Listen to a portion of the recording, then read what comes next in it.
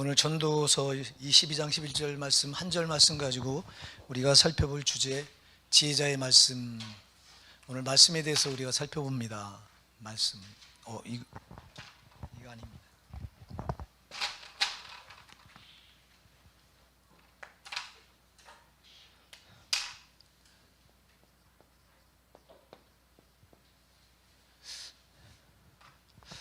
여러분, 오늘 하나님을 만나시러 나오신 줄 믿습니다. 하나님을 어떻게 만나셔요, 여러분? 말씀이 하나님이시잖아요. 요한복음 1장 1절에 태초에 말씀이 계시니라. 이 말씀이 하나님과 함께 계셨고 이 말씀 곧 하나님이시니라. 근데 이 말씀이 요한복음 1장 14절에 보니까 말씀이 육신이 되어 오셨잖아요. 예. 말씀이 육신이 되어 오신 분이 누구예요?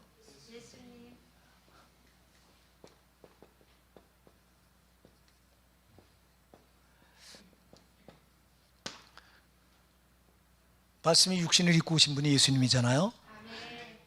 그럼 여러분, 말씀 안에 하나님 계시다고. 말씀을 입고 이 땅에 오셔서 자기 살을 다 찢기시고 십자가에 피 흘려 살을 우리에게 주시면서 받아 먹으라. 이는 내가 너희를 위해 주는 내 생명이니라.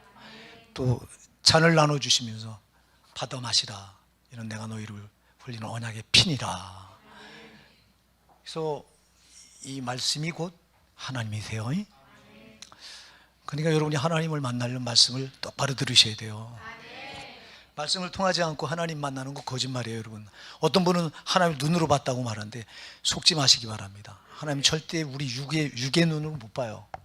그러니까 볼 수가 있어요. 마음의 눈으로 보셔요. 이 시간도 여러분 마음의 눈을 활짝 여시기 바랍니다. 육신의 눈으로 볼 수 없어요. 영이시기 때문에. 하나님은 영이시기 때문에 육신의 눈으로 절대 못 봐. 볼 수 있는 건 마음의 눈으로 보는 거예요. 마음의 눈으로 봅니다, 여러분. 아멘? 마음의 눈, 마음의 눈. 여러분이 거듭나셨다면 여러분에게 마음의 눈이 열린 거예요. 거듭나지 않으면 여러분, 우린 육안밖에 없어. 그럼 거듭나면 영안이 열리는 거예요. 영안이 마음의 눈이에요. 영안이라고 하는 건 뭐예요? 영의 세계를 볼 수 있단 말이에요. 영의 세계를 볼 수 있는 눈이 영안이에요. 영의 세계가 보여요, 안 보여요? 안 보입니다. 근데 영안이 열리면 보입니다. 그러니까 여러분들이 오늘도 하나님을 만나셔야 되는데, 하나님은 이 말씀이 육신이 되어 오신 예수님인데 그분이, 그러니까 말씀 안에 이분이 계시단 말이에요. 그러니까 여러분이 말씀을 마음의 눈으로 보신단 말이에요. 그러니까 여러분 마음의 문을 활짝 열고 그 말씀을 받아들이신단 말이에요. 이래야 돼요. 그러니까 마음이 열리는 만큼 그 하나님 보실 수 있는 거예요. 마음이 닫혀지면 절대 못 봐, 하나님을. 그러니까 하나님 앞에 나올 때는 여러분들이 마음의 문을 활짝 여세요. 근데 마귀는 이거 절대 여러분 마음을 굳 걷어 잠궈요. 강단에서 떨어지는 하나님 말씀을, 목사를 통해서 주는 말씀을 사람의 말로 바뀌어요. 그래서 말씀을 들으면서 판단해요. 자, 이 말씀이 무슨 말이냐, 오늘 저 목사가 무슨 말 하냐 하고 딱 이 말씀을 판단하게 해요. 판단. 우린 판단할 자격이 없어요. 말씀이 어떤 모습으로 나한테 부딪혀 오더라도 말씀을 그냥 받아들이면 되는 거예요.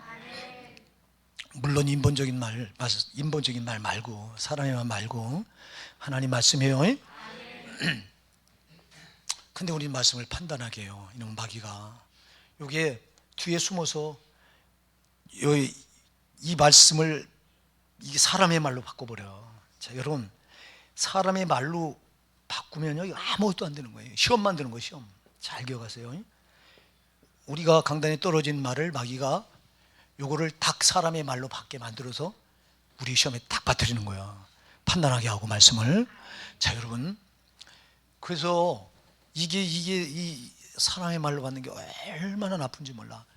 이 데살로니가전서 2장 13절에 보면요, 2장 13절에 보면 우리가 쉬지 않고 너희를 위해 하나님께 감사하며 기도한다. 그렇게 기도하는 이유는 너희가 우리에게 들은 바 하나님의 말씀을 받되 사람의 말로 아니하고 하나님의 말씀을 받으니 진실로 그러하다. 이 말씀이 또한 너희 믿는 자 속에 역사하느니라. 자, 여러분, 데살로니가 교회는 이 바울이 가장 사랑했던 교회가요, 이 두 교회가 있어요. 성경에 보면 물론 다 사랑해야죠. 바울이 개척했던 교회는 다 사랑하는데, 근데 아주 특별히 사랑했던 교회가 있어요, 바울 사도가.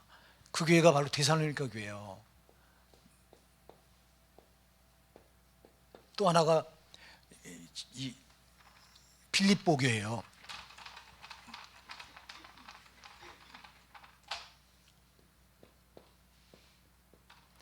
빌립보 교회는 왜 사랑했냐니까, 바울이 선교 여행을 할 때 그 선교 여행할 때 경비를 빌립보 교회가 혼자 대줬어요. 다른 교회는. 이 바울 사도는 자기가 그 복음 전도를 하면서도 교회에 이렇게 헌금을 부탁하지 않았어요. 왜냐니까 자기가 한 사역이 하나님 영광을 가릴까 봐 그는 친히 장막 깁는 일을 하면서 친히 자기가 일을 하면서 선교에 필요한 그 비용을 충당을 거의 혼자 했어요. 거기 이제 서포트 한 사람이 여러분이 잘 아는 브리스길라와 아굴라, 이 두 부부가 장막 만드는 일을 같이 하면서 바울 사도의 선교 그 자금을 이 두 부부가 끝까지 냈어요. 그런데 거기에 하나 동참한 교회가 이 빌립보 교회가 이 선교헌금을 계속 부담했던 교회가 여기, 오직 이 교회 말고 없다고 바울이, 여러분이 빌립보서 4장에 가서 보면 바울이 이걸 고백을 해요. 그래서 빌립보 교회를 사랑했고요. 또 하나 데살로니가 교회는 왜 사랑했냐? 데살로니가 교회는 하나님 말씀을 사랑에 발라받지 않았다. 하나님 말씀을 받은 말씀 그대로 만들어졌어요. 자, 여러분, 우리 성도는 말씀대로 만들어져야 되는 거예요. 그리고 말씀대로 안 만들어지잖아. 그래서 여러분들이 야고보서 1장 22절에 보면요, 너희는 도를 행하는 자가 되고 듣기만 해 자신을 속이는 자가 되지 말라 그래요. 너무 많은 신자들이 듣기만 하고 말어. 이건 속는 거예요, 마귀한테. 여러분, 왜 우리에게 말씀을 주셨어요? 말씀을 주신 이유가 뭐예요? 말씀대로 너희가 만들어져야 된다는 거예요. 자, 천국은 여러분, 우리가 거룩해 들어가는 것이 천국이다. 아멘. 자, 우리가 예수 믿는 이유가 뭐예요? 예수 믿는 목적이 뭐예요? 여러분들 베드로전서 1장 9절에 뭐라고 말해요? 믿음의 결국 곧 영혼의 구원을 받음이라. 믿음의 결론은 뭐냐니까, 우리 영혼이 구원받아 천국 들어가는 거예요. 여러분, 그래서 제가 자주 말해요. 천국 들어가지 않을 믿음이면 그 아무 소용도 없어요. 쓸데없어. 근데 너무 많은 신자들이 천국 들어가지 못할 신앙을 붙들고 있는 거야. 여러분, 정말 한국 교회는 이 교리가 다 망쳐놨어요. 지금 교리가 한 번 예수 믿으면 구원 안 이루어진다. 어떤 죄를 져도 지옥 가지 않는다.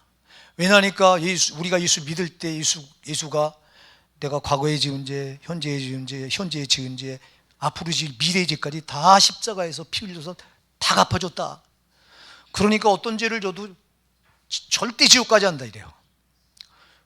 그리고 한 번 구원받은 구원은 안 잃어버린다 그래요. 그러니까 신앙 안심하고 붙들어요. 열심 낼 필요가 뭐 있어.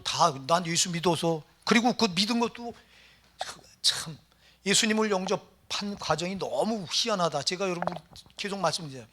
그냥 목사가 당신 죄인이니까 죄 자백하고 예수가 당신 죄를 위해서 십자가 못 박혀 죽은 거 입으로 고백하고 마음으로 예수님을 영접 기도, 예수님 내 마음에 들어와 주시옵소서, 영접 기도하고는 당신 구원받았습니다. 탁탁 등을 두드려줘. 그럼 그 구원받은 거예요. 그렇게 받는 거 아닙니다. 여러분, 절대 구원은 그렇게 받는 게 아니라고. 무슨 말을 들으되냐면, 여러분들 요한복음 1장 12절에 보면 뭐라고 말해요? 영접하는 자 곧 그 이름을 믿는 자에게 하나님의 자녀가 되는 권세를 주셨으니. 야 봐라, 하나님을 영접하는 자 하나님의 자녀가 되는 권세를 주셨다고 했잖냐. 우리 나 영접했으니까 됐어. 하나님 영접했으니까 너희는 된 거야, 구원받은 거야 이래요. 그 밑에 나오는 13절을 왜 빼먹어?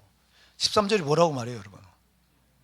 이는 혈통으로나 육정으로나 사람의 뜻이 난 것이 아니고 혈통으로나 육정으로나 사람이 뜨는 것이 오직 하나님께 난 자들이니라 그랬어요.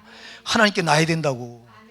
그래서 요한복음 3장 5절에 뭐라고 말씀해? 3장 5절에서 뭐라고 말해요? 물과 성령을 거듭나자면 하나님 나라에 들어갈 수 무엇을 받고 있어? 뭘로 거듭나야 돼요? 물과 성령. 물은 누구예요? 물은 예수예요. 나를 위해서 십자가에서 물과 피를 쏟으신 예수. 그걸 성령으로 만나야 돼요. 예수를. 나를 위해서 십자가에 피 흘리신, 물과 피를 쏟으신 그 예수를 성령으로 만나야 된다고. 그 성령으로 안 만나고 그냥 이론으로 만나, 지식으로 만나. 목사가 가르쳐 주니까 목사도 이론으로 전하고 받는 사람도 이론으로 받아서 예수님을 영접하면 내 죄가 사함받고 예수님을 마음에 이렇게 영접 기도하면 그냥 영접했으니까 하나님의 자녀가 됐다. 요한복음 1장 12절만 가지고 13절이 성경은 한 절만 끊어가지고 해석하면 여러분 다 이단돼요. 이단들이 다 그렇게 하는 거예요. 그러지 말고 성경 전체의 문맥을 뚫어야 된다고. 전체의 문맥과 연관해서 해야 된다고. 그럼 바로 13절에 나옵니다. 이는 혈통으로나 육정으로나 사람의 뜻으로 하지 아니하고. 아멘. 왜 사람의 뜻으로 내놓고 인본적으로 거듭났다고 말하고 그걸 거듭난 거라고 말하냐고. 그러니까 거듭난 것 자체부터도 안 된 거 이게요. 교회 안에 90% 반드시 성령으로 만나라. 예수를 성령으로 예수를 만나야 회심의 역사가 일어납니다. 여러분, 성령이 예수님을 왜 성령으로 만나야 되냐니까 예수님이 나를 위해서 십자가에 못 박혀 죽으신 거 우리가 알죠. 그 사람의 지식으로 알면 안 돼요. 성령으로 지식으로 알아야 돼요. 사람의 지식으로 알면 그냥 막연해요. 이게 비상적이에요. 안 잡혀져 이게 손에. 요한일서 1장 1절에 보면 태초부터는 생명의 말씀을 우리가 눈으로 본 바요 귀로 들은 바요 주목하고 우리 손으로 만진 바라. 예수가 만져져야 된다니까. 근데 왜 안 만져져?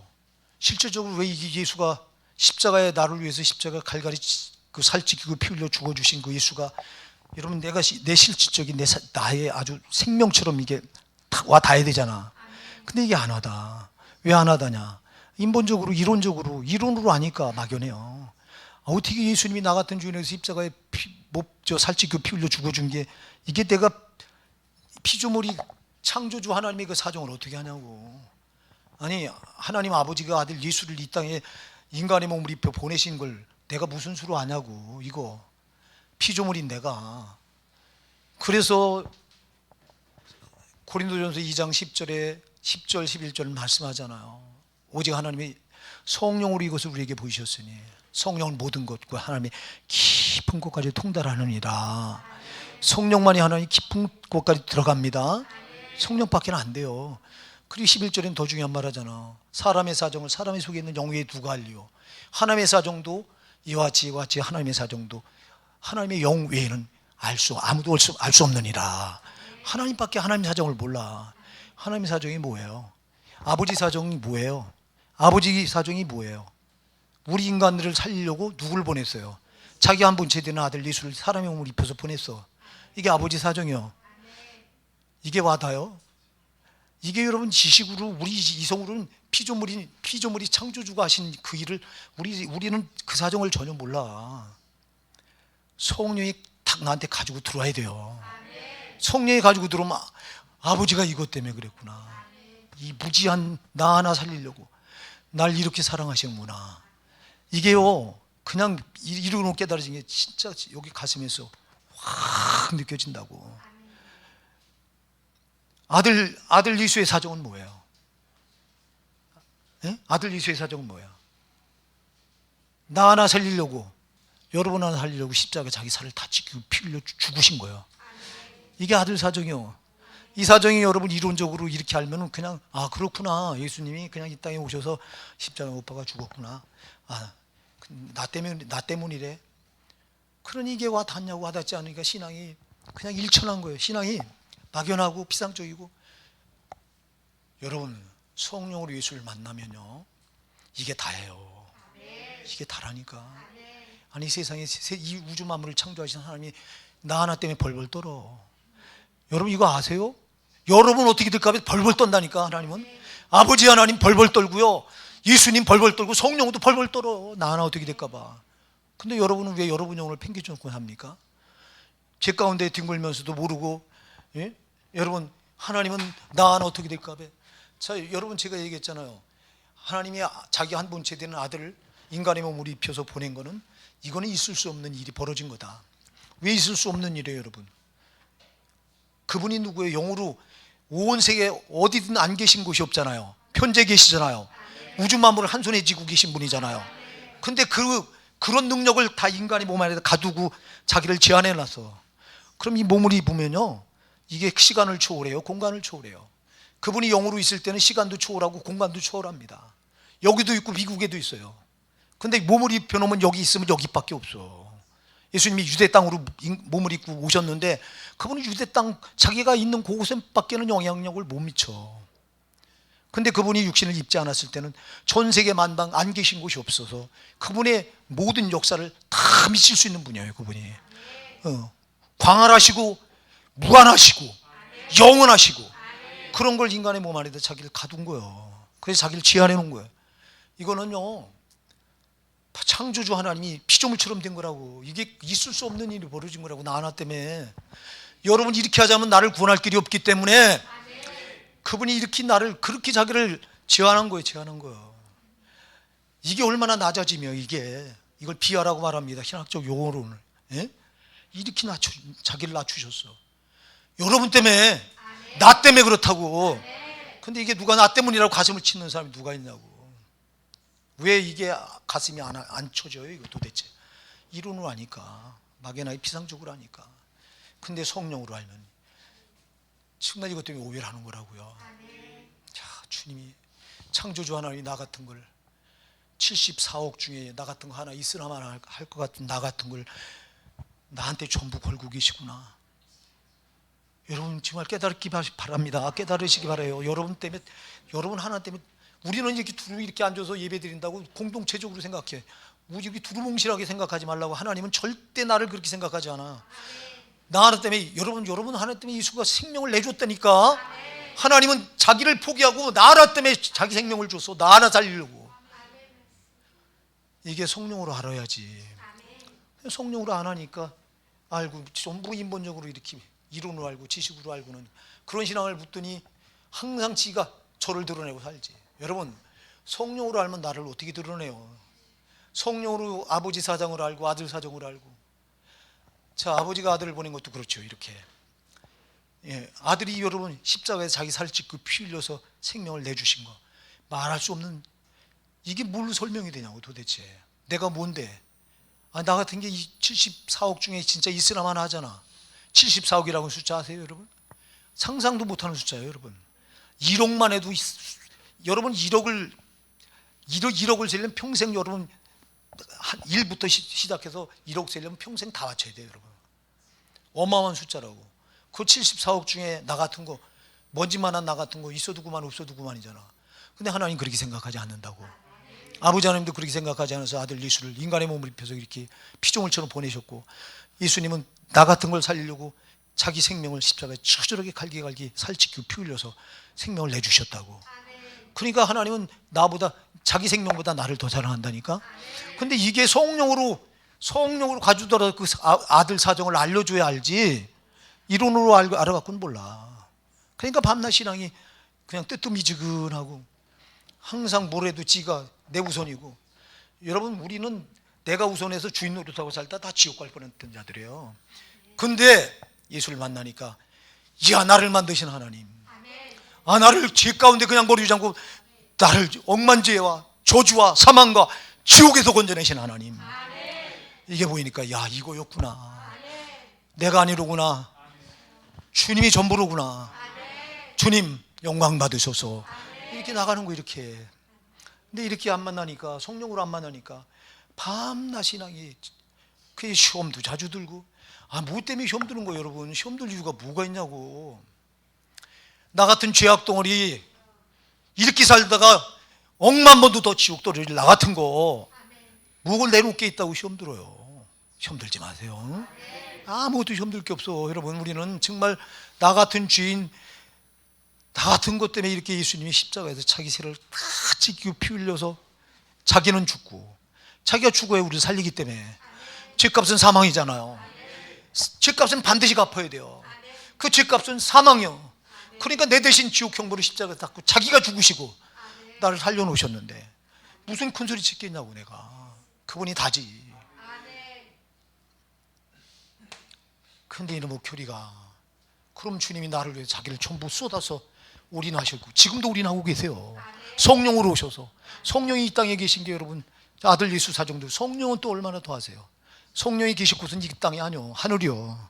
여기는 온갖 죄로 냄새나 코를 둘 수 없는 것이 이 세상이라니까. 여러분, 죄의 냄새가 하나님 볼 때는요, 제가 얘기했죠. 여러분 방에서 생활할 때 그 방에 거기에 한 무더기 똥이 있어 이렇게. 예. 그러면 생활할 수 있어요, 없어요? 죽어도 못하지. 그 냄새 때문에 어떻게 생활해? 근데 우리 성령님은 그거보다 더한 곳에 오신 거예요. 죄 없는 곳이 어디 있어요, 이 세상에? 다 죄로 꽉 차 있는 곳에. 죄의 냄새는 하나님이에요. 정말 우리 사람이, 제가 언젠가 얘기했잖아. 노숙자가 하나 더 와서, 내가 새벽에 여기 와서 기도하는데, 그때는 저 문을 열어놓고 기도할 때예요. 예, 문을 잠궈 놓는 게 죄송해서 열어놨어. 열어놓고 기도하니까 이 노숙자들이 한 2시, 3시 이때 쓱 저 문을 열고 들어옵니다. 난 열고 들어왔는지도 몰랐어. 기도하다 보니까 앞에 여기는 강대상이 없더니 기도하는 거예요. 근데 나중에 보니까 무가 냄새가 나는데 도무지 못 견디겠는 거예요. 냄새가 너무 심해서. 그래서 이게 무슨 냄새인가 하고 너무 기도를 못 하겠는 거예요. 집중이 안 돼서. 일어나 보니까 저기 와서 시커먼 사람이 하나 앉아 있더라고. 가서 보니까 와, 그 근처를 못 가겠어. 너무 냄새가 찌들어가지고. 그냥 노숙자가 아주 세상에 진짜 너무. 그래서 그때 주머니에 이렇게 뒤져보니까 5,000원인가 있어요. 5,000원을 줘서 내쫓았어. 빨리 가야 내가 살지 못 살겠더라고. 너무너무 힘들어서. 그 내쫓고 났는데 성령이 질책을 하는 거예요. 야, 이놈아, 너는 저보다 더 더러운 놈이야. 너는 저보다 더 더러운 냄새가 나는 놈이야. 네 죄가 얼마나 더러운 냄새인지 아니? 나는 네 죄 때문에 내 코를 너한테 이렇게 둘 수가 없다. 너는 저 노숙자, 네가 그 냄새 맡기 싫다고 네가 그렇게 고개를 돌리냐? 나는 네 죄가 더 역겨워서 네 죄를 못 맡겠어 이래요. 성령이요. 그때 여기 엎드려서 얼마나 회개했는지 몰라요. 제가 하나님 잘못했어요. 제가 이렇게 더러운 줄 몰랐어요. 나는 이렇게 더러운 줄 모르고 저 노숙자 냄새 난다고. 그때 제가 깨달은 거예요. 야, 죄 냄새가 하나님 맡기에 이렇게 역겨운 냄새로구나. 그러면 여러분 보세요. 성령이요, 뭐 하려고 이렇게 역겹게 그 냄새 코를 둘 수 없는 이 세상에 오셔서 누구와 함께 계셔? 나와 함께 계시잖아. 내 안에 계시고 내 곁에 보혜사로 계시잖아요, 여러분.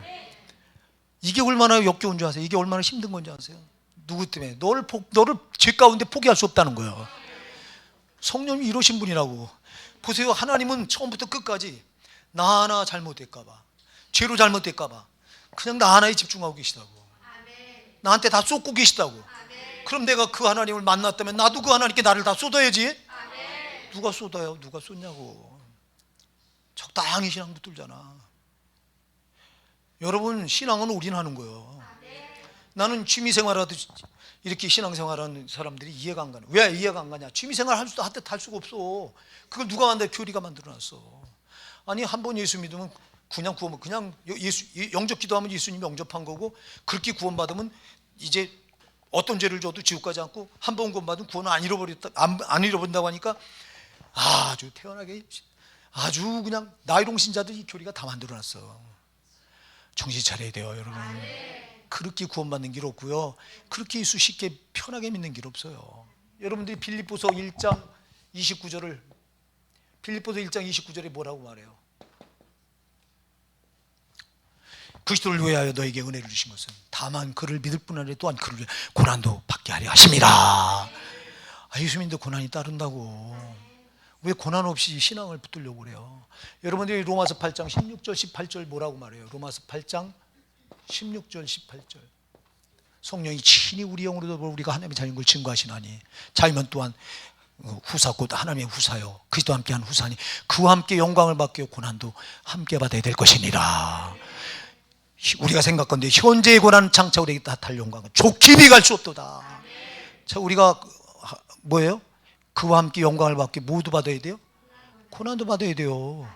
예수 믿는 거 고난이에요, 여러분. 근데 왜 편하다고 말해요? 쉽다고 말해요? 쉽게 따라가요? 그게 좁은 길인데 어떻게 쉽게 따라가냐고. 쉽게 예수 믿는 길이 없어. 근데 쉽게 믿으려고 해. 교리가 전부 쉽게 믿게 만들어놔. 야, 뭐 예수를 그렇게 힘들게 믿냐? 아니, 그럼 뭐 하려고 예수님 그냥 보좌에 앉아서 야, 너 구원받아. 그리고 마시지 뭐 하려고 이 땅에 오셔서 피조물처럼 인간의 몸을 입고 오셔서 자기를 그 능력을 다 포기하시고 하나님이시길 포기하고 죄인의 모습으로 오셔서 십자가에 그렇게 살찌고 피 흘려 죽어주실 이유가 뭐 있냐? 뭐 하려고 그렇게 힘들게 우리에게 구원을 주시냐고요. 고린도전서 1장 21절 말하잖아요. 이 세상에 자기 지혜로는 하나님을 알 수 없어서 하나님이 전도에 미련한 것으로 믿는 자를 구원하여 기뻐하셨도다. 이 세상이 자기 지혜로는 하나님을 알 수가 없어서 하나님 전도에 미련한 방법으로 우리를 구원하셔. 그 미련한 게 뭐예요? 이 땅에 오셔서 십자가에 죽으신 게 미련한 거예요. 왜 그렇게 미련하게 하시냐고. 그것밖에 우리 구원할 길이 없어서 하나님도 미련하게 자기를 전부 쏟으셨는데, 근데 왜 우리는 약삭빠르게 쉽고 편하게 신앙을 붙들려고 하냐고. 그런 길 없어요. 속지 마세요. 속지 마세요. 여러분, 부활은 고난 없이는 부활이 없잖아. 주님이 보여주셨잖아. 아니, 고난을 받으시고 나서, 그것도 보통 고난이에요. 자기 생명을 다 내주신 고난이잖아요. 그 고난을 받고 나서 부활의 영광에 참여하잖아요. 바울은 이걸 알았기 때문에 빌립보서 3장 11절 이하에서 뭐라고 말해요? 어찌하든지 죽은 자 가운데 내가 부활에 참여하노니 난 어떻게든 부활에, 죽은 자들 가운데서 부활에 꼭 참여해야 되겠다 이래요. 내가 이미 얻었dom다 아니오 온전히 이뤘dom다 아니라 나는 오직 내가 예수께 잡힌 바 된 걸 잡으려고 쫓아가노라. 형제들아, 나는 아직 잡은 줄 여기지 않고 한 일 오직 뒤에 있는 일은 잊어버리고 표대를 향하여 그리스도 예수 안에서 하나님 위에서 부르신 부름의 상을 쫓아가노라. 이만하면 됐다고 말하지 않는데요. 끝까지 따라간다는 거예요. 그런데 왜 우리는 구원받았으니까 됐다고 구원을 안심하냐고. 잘 기억하세요. 구원은요, 여러분들이 예수를 진짜 성령으로 만나면서부터 시작되는 거예요. 여러분이 성령으로 예수를 만나지 않았다면 구원도 신앙의 첫걸음도 안 뗀 거예요. 거듭나야지. 아니, 아기가 엄마 뱃속에서 세상에 태어나면서부터 인생이 시작되는 거잖아. 아멘? 여기 그냥 있으면 무슨 뱃속에 있으면 되냐고. 그래서 구원받은 성도를 거듭났다고 말합니다. 막 태어났다는 거예요. 영적으로 막 태어났으면 그 다음에 뭐 해야 돼요? 자라야지. 아멘? 자라가야지. 애가 그냥 태어나서 가만히 있으면 되겠냐고. 가만히 있으면 그건 바보자. 저 기형이지, 기형아. 근데 야, 됐대요. 구원받았으니까 됐대요. 그리고 신앙을 그냥 안심하고 못 들어요. 그리고 말씀도 그냥 듣고 말아버려. 지나쳐버려. 안 돼요. 여러분, 말씀대로 자꾸 만들어가는 거예요. 만들어가는 거라고. 만들어줘서 들어가는 곳이 천국이에요. 자, 여러분, 우리가 거룩할 수 없잖아. 우린 다 죄악덩어리잖아. 그러나 예수를 성령으로 만나니까 예수 피가 내 죄를 덮으셨어요. 그래서 나를 의롭다 하나님 보셔요. 그럼 이때부터 내 속에 나는 피로, 예수 피로 덮여 있는 거예요. 이렇게 덮여 있으니까 내 속에 뭐가 있어요? 지금 아직도 더러운 죄성이 내 안에, 내 마음에 차 있잖아. 여전히 여기 시기가, 미움이, 질투가, 이기심이, 탐욕이, 음란이, 이런 것들이 내 마음에 꽉 차 있잖아. 그럼 이걸 어떻게 해야 돼요? 이걸 자꾸 버려야 되잖아. 그래서 여러분, 이걸 버리려니 하나님 말씀을 집어넣고 이걸 빼내고, 내 원수를 사랑하라 그러니까 내가 지금 원수를 미워했었어. 그런데 내 원수를 사랑하라고 말씀하시니까 내 원수를 사랑하는 말씀을 집어넣고 원수 미웠던 걸 버리고, 이렇게 하면서 말씀을 채우면서 나를 말씀대로 만들어가는 겁니다. 그렇게 만들어가다가 이걸 성화라고 말해요. 성화. 자, 칭의, 성화, 영화가 구원의 3단계인데, 자, 구원의 3단계 먼저 뭐라고요? 칭의. 자, 칭의는 내가 의로워서 의로운 게 아니야. 그냥 칭해주는 거예요. 그야말로 불러주는 거예요. 이렇게 불을 칭자예요. 의롭다고 여겨주는 거예요. 의롭다고 불러주는 거야. 뭐 때문에 의롭다고 불러줘요? 그 예수 피 때문에. 아멘. 예수 피.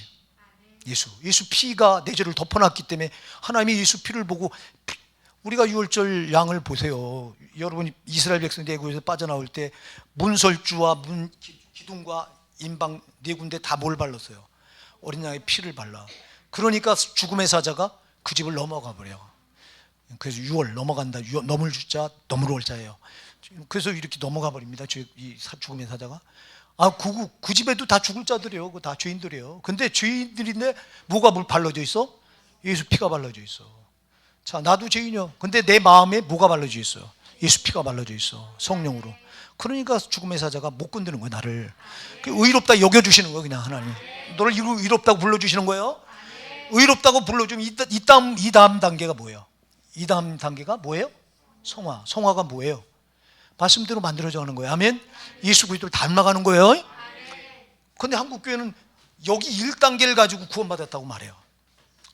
여러분, 1단계 구원의 시작이에요. 구원은 자라가야 된다고. 아멘. 아까도 얘기했잖아요. 거듭났다고 가만히 있으면 안 되고 거듭났으면 계속 자라가야지. 자라가야지. 그래서 베드로전서 2장 2절에서 갓난 아이들처럼 순전하고 신령한 저를 사모하라. 이는 이로 말미암아 너희로 구원에 이르도록 자라게 하려 함이라. 구원을 자꾸 자라가야 되는 거라고. 그냥 머물러 있으면 안 된다고. 그런데 칭의 단계에서 머물러서 있습니다. 그냥 이렇게. 그리고 구원받았다고 말합니다. 뻑뻑 우깁니다.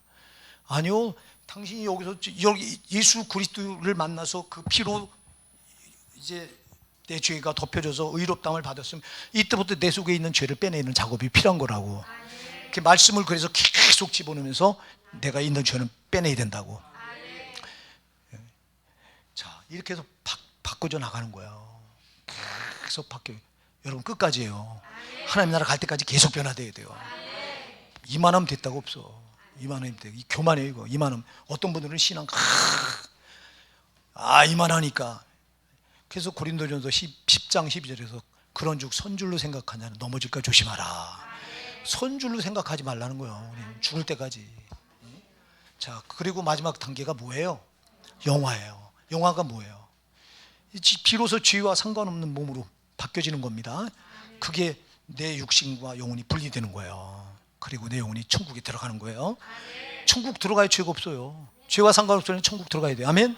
이 땅에서는 죄 없이, 죄와 상관하지 않고는 못 살아가는 곳이야. 그래서 말씀이 중요하다고요. 말씀으로 나를 만들어가는 게 굉장히 중요합니다.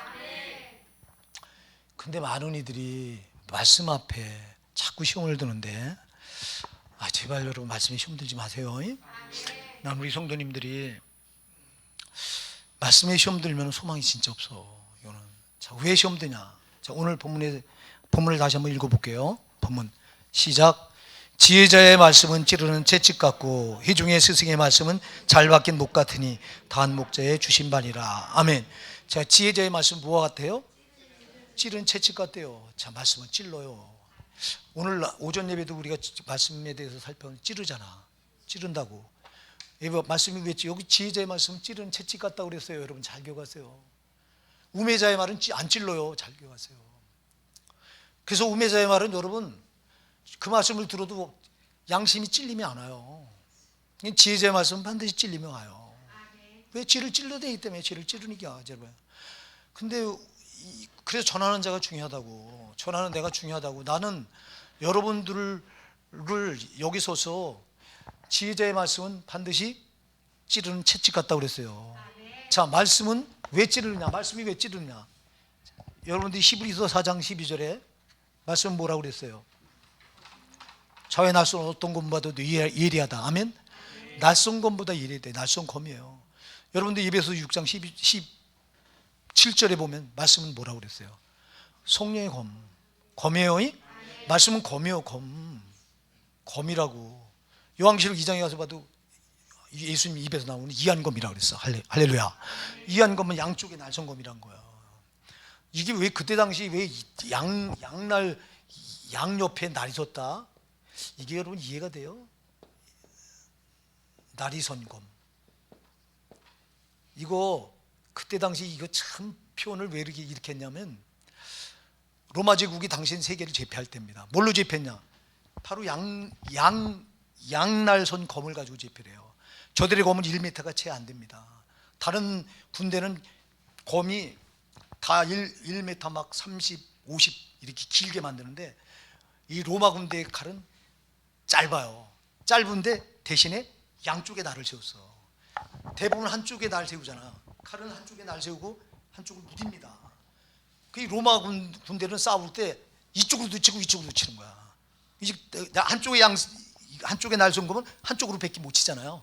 근데 그래서 시카르라고 그래. 이걸 로마 군인들이 썼던 검을 시카르. 그래서 이건 양옆에 날이 선 거야.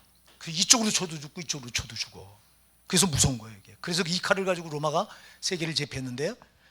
그때 이때 당시에 이걸 기록할 때가 이때 신약 성경을 기록할 때가 이때 때문에 바로 이 말씀을 날선검에다 비유한 거야. 그러니까 여러분 검이 이쪽에도 날이 서고 이쪽에도 날이 서니 말씀이 탁 와서 부딪힐 때 가만히 있겠어요? 이건 반드시 여러분 아까도 얘기했죠. 오전 예배 때 그 말씀은 무슨 검이다? 의의 검이다. 의의 검.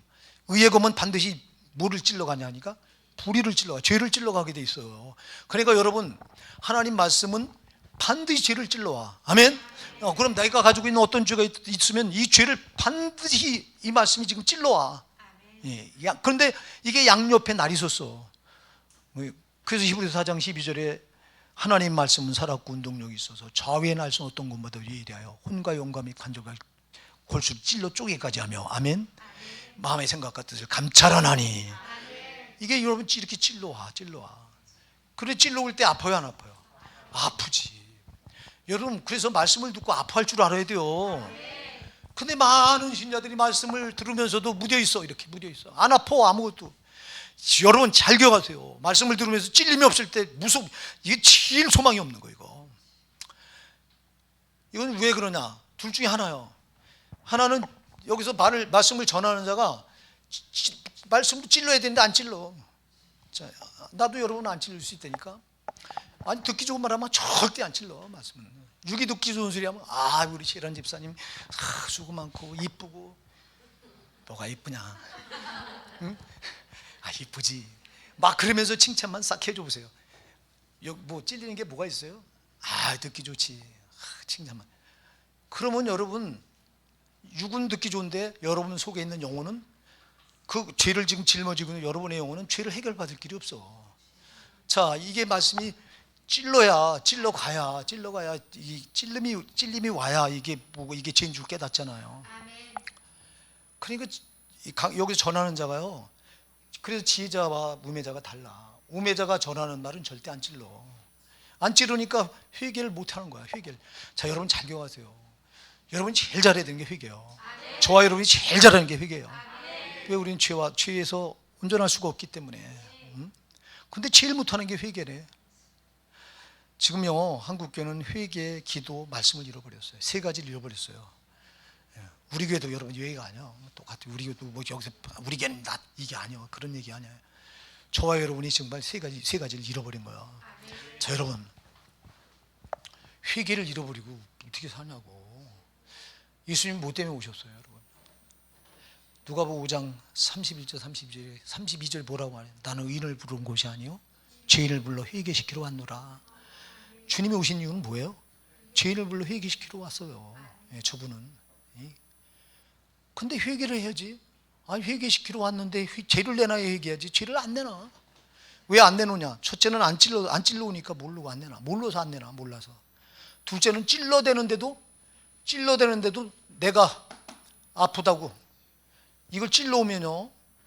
아까도 제가 얘기했잖아요. 사도행전 2장 37절 베드로가 설교할 때 저들이 마음에 찔려 어찌할꼬 형제들아 우리가 어찌할꼬 하고 회개로 나가는 한 부류가 있는데 똑같은 말씀을 스데반 집사가 전하는데 너희가 예수를 잡아 죽인 살인자들이라고 전하는데 베드로도 그랬어요. 근데 저들은 어찌할꼬 하고 자기를 찔러요. 그렇잖아요. 자기들이 가만히 생각해보니까 자기들이 예수를 십자가 못 박아 죽였네. 너희 조상들은 너에게 파송한 선지자를 돌로 치고 선지자를 핍박하였는데 너희는 그보다 더하다. 너희는 그 선지자를 오리라고 한 의인 예수를 잡아 죽인 살인자들이다. 이렇게 말하니까 우리 보고 살인했다고 말한다고. 사도행전 7장 54절에서 스데반 집사가 설교할 때는 그 말을 받는 자들이 마음에 찔려 스데반을 향해 이를 갈아요. 그러니까 보세요. 한 부류는 마음에 찔림이 오니까 내가 잘못했다고 회개하는데 어떤 부류는 설교하는 스데반을 향해 이를 갈고 돌을 집어던져 그를 때려 죽여. 자, 두 부류예요. 말씀을 받으면서 어떤 분은 왜 말씀을 저렇게 전하지? 왜 저 말씀은 나를 공격하지? 이렇게 받는다고. 이렇게 받지 말라고 제발. 말씀이 공격해 오거들랑 그렇습니다. 내가 그런 자입니다. 내가 죄인입니다 하고 내놓으면 돼요. 내놓으면 사는 거예요. 내놓으라고 찌르는 거예요, 여러분. 죄를 내놓으라고 말씀이 찔러오는 거예요. 하나님이 죄로 너 죄 내놔. 회개하라 천국에 가까웠느니라. 회개하라는 말이 뭐예요? 죄 내놓으라는 거잖아. 이게 예수님이 주신 일성이에요. 제 첫 번째 목소리예요. 이게 죄만 내놔. 너에게 천국 줄게. 근데 내놔야 말이지. 안 내놔. 왜 안 내놓냐? 이 말씀이 찔러오니까 찌르는 채찍 같습니다. 여러분 찔러올 때 아멘 하시고요. 아프다고 비명만 지르고 시험 들지 마시고요. 나는 말씀 앞에 시험 들면 진짜 소망이 없어. 이건 소망이 없어요. 길이 없어요. 어디가 해결받을 길이 없어. 차라리 여러분이 헌신하다 봉사하다 주방 일하다가 거기서 속상한 일이 있어서 시험 들면 그거는요 치유가 간단해요. 그거는요. 근데 말씀을 듣고 시험 들잖아요. 불가능해요. 이거는 반드시 다른 교회에 옮겨야 돼요. 나는 내가 그전에 그렇게 생각했어요. 나는 목회하면서 다른 교회에서 성도들을 절대 안 빼앗는다. 이건 난 철칙이었어요. 전도하다가도 우리 노방전도 그전에 할 때 전도하다 교회 다닌다면 두 말도 안 해요. 잘 믿으시라고 이렇게 보낸. 지금은 아니에요. 저 교회에서 저 영혼을 살릴까? 차라리 뺏어라도 저 영혼을 살리자. 근데 지금 이런 생각이 든다고. 이제는 교리 버리고 내가 여기 말씀을 돌아와 보니까 저 영혼 저기서 저렇게 이 교리로 이렇게 거기 가서 교리로 목회한 데 가서 그냥 내 평처럼 저 영혼 죽겠다. 저 영혼 살려야 되겠다. 지금 이런 생각이 강하게 들어. 이건 응? 왜? 영혼을 그냥 거기서 맡겨서 죽이느니 살려야 될 거 아니야, 하나라도. 그러니까 내가 별 생각을 다 합니다. 내가 이제 은퇴할 때가 가까우니까 이제 은퇴하려고 한번 시도를 했는데 실패했죠, 그죠? 여러분 잘 알다시피 빨리 내가 은퇴하려고 우리 교회에 있던 청년으로 있던 이 석균이 목사를, 김석균 목사가 교리로 안 하는 목사예요. 그래서 내가 내려오려고 한 거지, 교리로 하면 제가 절대 못 맡기죠. 변승우 목사 밑에서 이제 지금 부교육자 하면서 이 변승우 목사 사랑의 믿음의 교회인가요? 사랑의 교회? 사랑하는 교회로 바뀌었어. 저분이 자꾸 공격을 받다 보니까, 이단에 공격을 받다 보니까 자꾸 교회 이름을 바꿔요. 그 밑에서 지금 저 지교회를 맡아서 해요. 김석균 목사가. 저 어딥니까 거기가? 저 남쪽에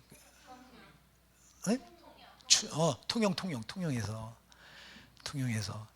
그래서 데려오려고 했는데 와서 설교 한번 해보고 오겠다고 하더니 그냥 5일 만에 설교하고 가서 5일 있다가 전화를 해가지고 목사님 못 하겠어요. 자신이 없어 이래. 자신이 없으니까 하나님이 쓰시는 거야. 자신 있으면, 자신 있다고 하는 자들 하나님 안 써. 그래서 내가 너 그래서 좋아하는 거고, 나도 충분히 기도하고 너도 응답받고 나도 응답받은 거 아니냐, 와라 그랬더니 저는 못해요. 그냥 내뻗어서 이제 이렇게 제가 이건 하나님 뜻이 아닌가 보다, 조기 은퇴는 하나님 뜻이 아닌가 보다 해서 지금 제가 기도만 하고 있는데요. 근데 지금도 그래서 제가 은퇴하면요, 빨리 은퇴하면 뭐 하려고 하니까 유튜브 보니까 유튜브로다가 이렇게 해서 제일 목사들을 깨워야 되겠더라고. 그래서 난 유튜브로 목사를 깨우는 이거 하려고 진짜 그래서 윤호 형제한테 유튜브 하는 법까지 다 배워서 이제 하려고 이렇게 했는데 이제 아직은 아닌가 봐요. 그래서 지금 이렇게 목회를 하고 있는데, 사랑하는 여러분, 우리가요 진짜 살아야 됩니다. 우리 영혼이 살아야 돼요.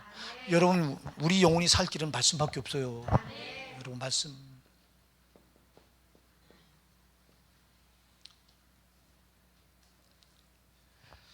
예수님께서 이 땅에 오셔서 수많은 기적을 행하시니까 수많은 사람들이 기적을 보고 쫓아다닙니다. 막 병든 자 살리지, 귀신을 다 내쫓아서 고치지, 심지어 죽은 나사로까지 무덤에 묻혀서 나흘이나 돼서 이거 썩은 냄새가 나는 나사로까지 살리지. 그러니까 사람들이 인산인해를 이루면서 예수님들을 쫓아다닙니다. 그랬을 때 예수님, 나는 생명의 떡으로 이 땅에 왔다. 그러니까 생명의, 요한복음 6장 35절에서 내가 곧 생명의 떡이니 내게 오는 자는 결코 줄이지 아니할 터요 나를 맨 자는 영원히 목마르지 아니하리라. 그러니까 이 유대인들이 있다가 도대체 이게 무슨 말이냐, 아니 지가 무슨 생명의 떡이냐, 아니 네가 어떻게 생명의 떡이냐고 따지고 덤벼들고요, 이러면서 따라다니는 사람들이 우르르 떨어져 나갑니다. 여러분들 요한복음 6장 66절에 그때 주님이 제자를 향해 말합니다. 너희도 가려느냐? 다 떠나고 12제자만 남아요. 너희도 가려느냐 물어요. 그랬더니 베드로가 있다. 요한복음 6장 68절에 뭐라고 대답해요? 영생의 말씀이 계시매 우리가 누게로 가오리까? 여러분, 생명의 말씀이 계신데 우리가 어디로 가요, 주님? 여러분, 우리 예수님께서 마태복음 4장 4절에서 사람이 떡으로만 살 것이 아니오 하나님의 입으로 나온 모든 말씀으로 살 것이니라. 떡으로만 못 살아요. 우리 인간은요. 떡은 우리 육신은 살려요. 여러분의 영혼은 못 살려요. 여러분, 인간은 영혼이 안 채워지면 허기진 거야. 여러분들 그 돈을 여러분 재벌들을 보세요. 재벌들. 우리가 생각할 땐 저 재벌들, 야, 저 정도 벌었으면 이제 욕심 그만 부리고. 세상에 어떤 재벌은 골목 상권까지 침해서 이 골목의 시장 골목에서 이 중소 상인들이 하는 것까지 뺏어서 저희들이 배를 불리려고 막 해서 요구도 먹는 경우도 막 있고 그래요. 아니 왜 그럴까? 우리가 볼 때 저 정도 가졌으면 욕심 부릴 이유가 없잖아. 근데 왜 자꾸 욕심을 부리면서 사업을 키워나가는 이유가 뭘까요? 한 가지 때문에 그래요, 여러분. 가져보니까 채워져요, 안 채워져요? 안 채워지는 거예요. 그러니까 또 가지려고 하는 거예요. 또 가진다고 채워져요? 또 안 채워지는 거야. 뭐를 채워야 돼요? 영혼을 채워야 돼요. 인간은 육신과 영혼을 가진 존재이기 때문에 육신만 채워서는 안 돼요. 영혼이 채워져야 된다고. 하물며 거듭난 우리 성도는 말해 못해요. 여러분, 거듭난 성도, 영혼이 죽어있는 자들도 그런데, 영혼이 죽어있다는 건 영혼이 죽어있다 하나님께 반응을 못한다는 건데, 하나님께 반응을 못하는 이 자들도 자기 영혼이 이게 본성이에요. 안 채워지면 무언가가 허기져서 공허해서 자꾸 더 뭔가를 채우려고 하는데 뭘 채워야 되는지 몰라 저들은. 그럼 우리는 알아. 우리 영혼이 채워져야 돼요. 예. 그래서 하나님이, 우리 예수님께서 사람이 떡으로만 살 것이요 아니요 하나님의 입으로 나온 모든 말씀으로 살 것이니라. 말씀이 채워져야 돼요. 우리 영혼에. 말씀이 안 채워지면 우리는 허기져. 이 사마리아 수가성에 갔다 우리 예수님께서 우물가에 있던 여인을 전도하죠. 그 전도하면서 예수님이 말합니다. 여인이여, 나에게 물 좀 한 그릇 달라. 그러니까 유대인인 당신이 어째 사마리아 여자인 나에게, 상종도 안 하는데, 유대인과 사마리아는 상종도 안 하는데 유대인인 당신이 어째 사마리아인 나에게 물을 달라 하십니까? 하며 거절합니다. 그때 예수님이 요한복음 4장 13절 14절 뭐라고 말씀하세요? 이 물을 먹는 자마다 다시 목마르리오니와 내가 주는 물을 먹는 자는 영원히 목마르지 아니하리니 나의 주는 물은 그 속에서 영생하여 솟아나는 샘물이 되리라. 여러분, 예수님이 주시는 물이 그게 말씀이라고요. 말씀을 먹어야 기갈이 안 들린다고. 근데 말씀을 못 먹고도 기갈이 안 들리는 사람들 어쩌면 좋냐고. 여러분, 우리가 뭐 때문에 교회 다녀요? 뭐 때문에 지금 여기 나온 거예요? 뭐 먹으려고 나왔어? 말씀의 양식 먹으려고 나왔죠? 그럼 여러분들 교회 왜 옮겨 다닐 때 뭘 자꾸 보고 옮겨 다녀? 요즘은 큰 건물이 커야 돼. 무조건. 왜 커야 되냐? 여러분, 큰 교회는요 앞자리에 이렇게 잘 앉아서 담임 목사 눈에 띄잖아요. 그 사람 하루아침에 돈 벌어요. 큰 교회는.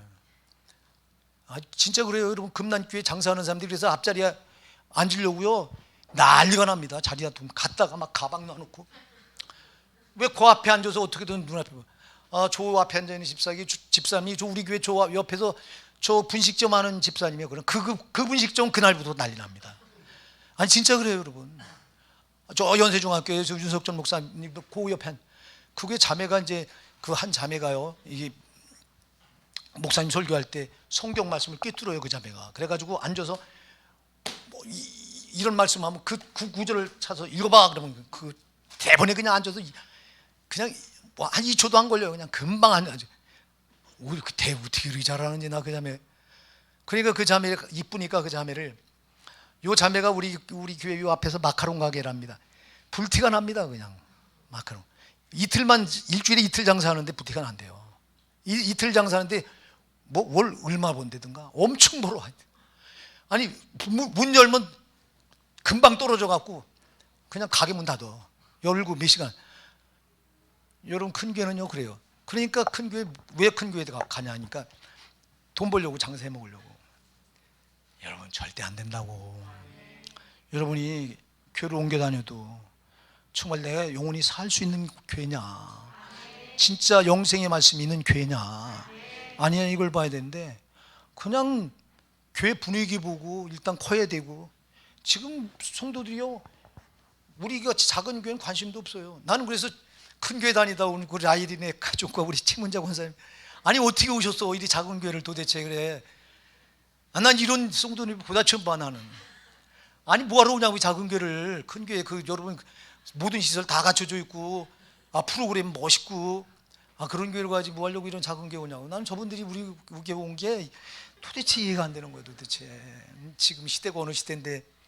근데 라헬 자매가 그래요. 목사님, 나는 내 영혼이 살려고 왔어요. 그래요. 살려고 왔. 내가 그 소리 듣고요, 그때 내가 그렇구나. 나 같은 거라도 정말 한 영혼이, 주님은 한 영혼이 천하고도 안 바꾸시는데, 한 영혼을 여러분 잘, 여러분 하나를 천하고도 안 바꾸셔요. 주님은 그런 분이 네 분씩이 나와서 살겠다고 와서 이 말씀을 듣겠다고 왔는데 내가 어떻게 기도하겠어요? 주님 앞에 내가 하나님 앞에 좀 더 무릎 꿇고, 주님 나는 못해요. 내가 어떻게 저 영혼들을 살려요? 주님 살겠다고 온 영혼들 주님이 살리셔야 돼요.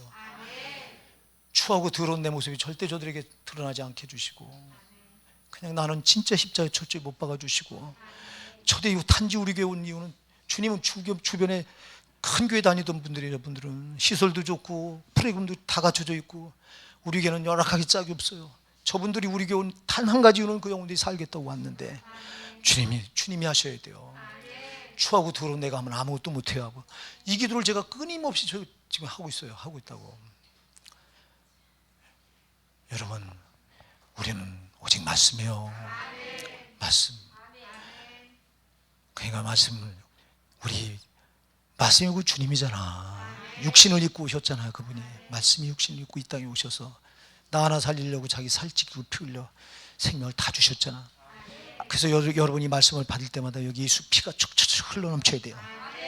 예수 피가 여기 진짜 그냥 지식으로 받지 말고요. 여러분 말씀을 받을 때 전하는 자도, 그래서 여러분한테 기도할 때마다 부탁을 해서 전하는 자도 성령으로 전해야 되고, 받는 자도 성령으로 받아야 되고. 여러분 인간의 지식으로 전하고 인간의 지식으로 받으면 아무것도 아닌 거예요. 이거는 차라리 여러분들이 가서 TV 재미있는 프로그램 하나 보고 그냥 깔깔깔 웃고 은혜 받았다고 하는 게 더 낫지.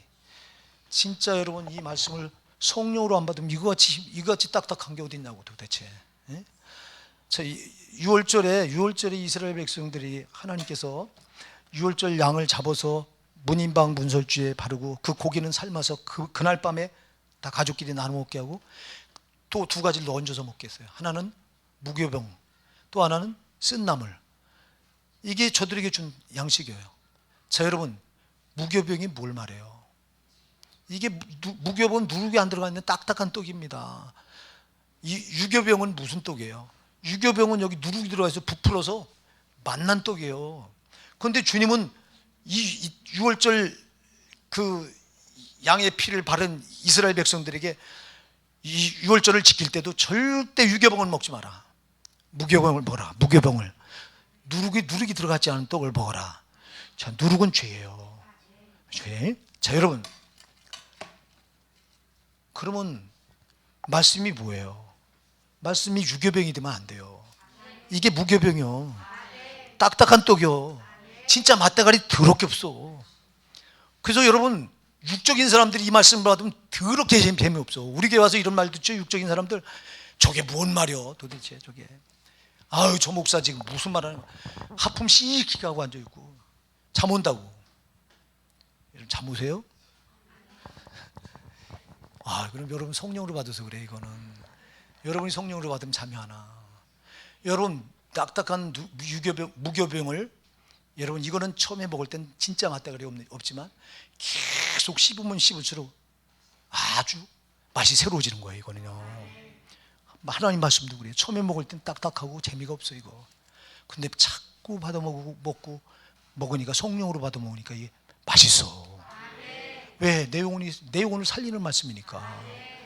여러분, 그래서 말씀은 새로운 걸 찾으면 안 돼요. 똑같은 거예요. 말씀은. 자, 여러분이 육신이 살려면 여러분 뭐 먹어요? 밥을 먹어야 되잖아. 밥. 쌀밥 먹죠.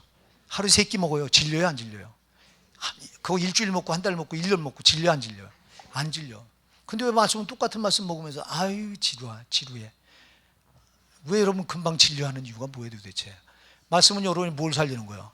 영혼을 살리는 거기 때문에 여러분 똑같은 말씀을, 여러분 어제 지난주 한 설교고 이번 주에도 또 은혜가 돼야 되는 거예요. 이거는. 근데 자꾸 새로운 걸 해달래. 여러분이 그 새로운 걸 듣기 원하잖아요. 여러분은 제가 얘기했죠. 제 친구 장로가 저 염창동에 3천 명이 모이는 수석 장로입니다. 지금 안산의 중소기업 사장이에요. 엊그제도 전화해서, 내가 먼저 전화해요. 지가 먼저 하지. 지가 전화해서 엊그제도 통화를 했는데, 엊그제도 또 그러는 거예요. 자기 교회 목사 청빙을 해서 왔는데, 원로 목사는 이제 은퇴하고 새 목사를 청빙해서 왔는데 죽겠다는 거예요.